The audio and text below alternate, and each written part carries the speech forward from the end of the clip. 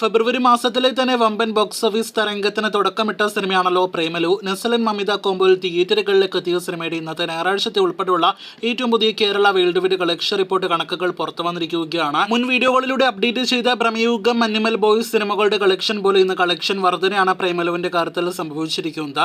ഇന്നലെ ഇതേ സമയം 90 ലക്ഷത്തിന് താഴെയായിരുന്നു കേരള ട്രാക്കിംഗ് എങ്കിൽ ഇന്നത് 1,46 ലക്ഷത്തിന് മുകളിലാണ്. അപ്പോൾ ഇന്നും കേരളത്തിൽ സിനിമയ്ക്ക് 2-2.5 കോടി റേഞ്ചില് ഗ്രോസ് കളക്ഷൻ ഉണ്ടാകുന്നതാണ്. ഇന്നത്തോടെ സിനിമയുടെ കേരള ഗ്രോസ് 44 കോടി രൂപയ്ക്ക് മുകളിലേക്ക് എത്തപ്പെടുമെന്നത് ഉറപ്പാക്കപ്പെട്ടിരിക്കുകയാണ്. അതേസമയം വേൾഡ് വൈഡ് കളക്ഷൻ 84-85 കോടി റേഞ്ചിൽ പ്രതീക്ഷിക്കുന്ന പ്രേമലു എന്ന സിനിമ ആ കളക്ഷനോടെ പല സിനിമകളുടെ വേൾഡ് വൈഡ് കളക്ഷൻ മറികടക്കുകയാണ്.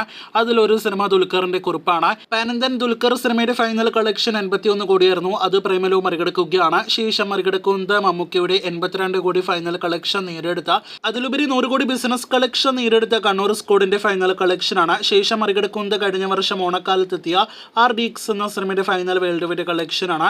84 കോടി 50 ലക്ഷമായിരുന്നു സിനിമയുടെ ഫൈനൽ ഗ്രോസ് കളക്ഷൻ.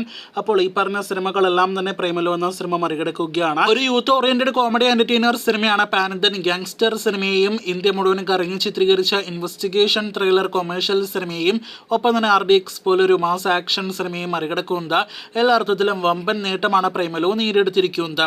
വെറും 10 ദിവസങ്ങൾ കൊണ്ട് 85 കോടി രൂപയ്ക്ക് മുകളിൽ കളക്ഷൻ നേടിയെടുത്ത അനിമൽ ബോയ്സ് എന്ന സിനിമ ഇന്നത്തെ 11ാം ദിവസത്തെ വേൾഡ് വൈഡ് കളക്ഷനോടെ 90 കോടി രൂപയ്ക്ക് മുകളിൽ ഗ്രോസ് കളക്ഷൻ കിടക്കുകയാണല്ലോ. മലയാളത്തിലെ 4ാമത്തെ 100 കോടി കളക്ഷൻ നേടിയെടുക്കാനായിട്ട് അനിമൽ ബോയ്സിന് ഇനി 10 കോടിയുടെ ദൂരം മാത്രമേ ബാക്കിയുള്ളൂ. നാളെ തിങ്കളാഴ്ച അതല്ലെങ്കിൽ ചൊവ്വാഴ്ചത്തെ കളക്ഷനോടെ അനിമൽ ബോയ്സിന്റെ വേൾഡ് വൈഡ് ഫൈനൽ കളക്ഷൻ 100 കോടിക്ക് മുകളിലേക്ക് എത്തപ്പെടുമെന്ന് ഇപ്പോഴത് ഉറപ്പാക്കപ്പെട്ടിരിക്കുകയാണ്. അങ്ങനെ 10 കോടി രൂപയ്ക്ക് മുകളിൽ കളക്ഷൻ നേടിയെടുത്ത തന്റെ ആദ്യ സിനിമയിൽ നിന്നും ചിദംബരം എന്ന സംവിധായകൻ രണ്ടാമത്തെ സിനിമയിലൂടെ 100 കോടി ക്ലബിലേക്ക് എത്തപ്പെടുകയാണ്.